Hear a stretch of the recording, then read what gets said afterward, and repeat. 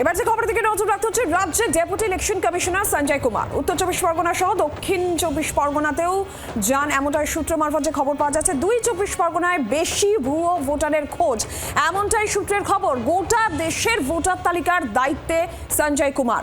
নির্বাচন কমিশনের ফুল বেঞ্চের বৈঠকও আজকে রয়েছে রাজ্যের deputy election commissioner Sanjay Kumar.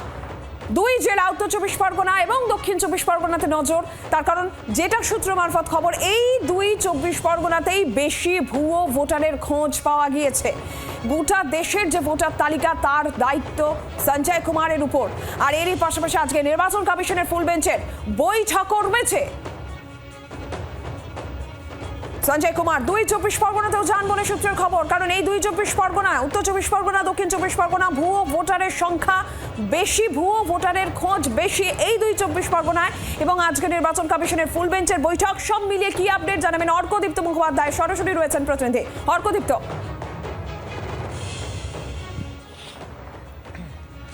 দেখো, আজকে 11টা থেকে 12টা অবধি একটি 1 ঘন্টার ভিসি রয়েছে, ভার্চুয়াল কনফারেন্স, যেখানে ইলেকশন কমিশনের ফুল বেঞ্চ, মুখ্য নির্বাচন কমিশনার জ্ঞানেশ কুমার সহ নির্বাচন কমিশনের ফুল বেঞ্চ পশ্চিমবঙ্গে যতজন স্পেশাল রোল অবজারভার রয়েছেন তাদের সাথে বৈঠক করবেন। বৈঠকের মূল এজেন্ডা কি হতে চলেছে, গোটা রাজ্যে, অবশ্যই করে গোটা রাজ্যে এসআইআর এর অগ্রগতি কি, কাজ কত দূরে গিয়েছে সেটা তো দেখা হবেই।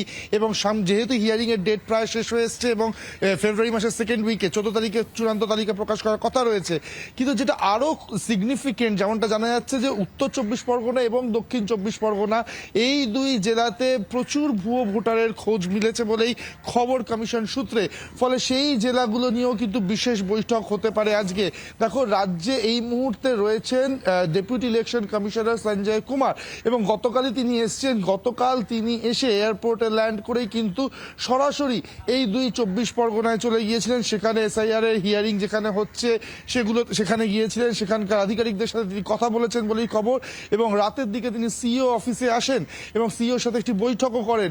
সব মিলিয়ে কিন্তু এই দুই জেলা এবং অন্যান্য জেলাগুলিকেও নিয়ে আজকে এই বৈঠক হতে চলেছে। এই স্পেশাল অবজারভারদের থেকে ইনপুট নেবে জাতীয় নির্বাচন কমিশনের ফুল বেঞ্চ, এবং কোথায় কি অসুবিধা হচ্ছে, কাজ কেমন চলছে, সমস্ত বিষয়টা কিন্তু খতিয়ে তারা জানতে চাইবে। কারণ পশ্চিমবঙ্গকে কিন্তু তারা আলাদা করে প্রায়োরিটি দিচ্ছে বলাই বাহুল্য।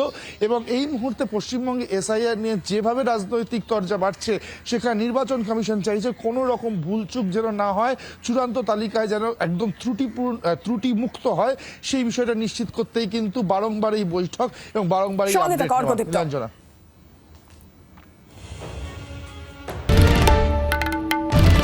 বাংলার আওয়াজ, বাঙালির আবেগ, জি 24 ঘন্টা।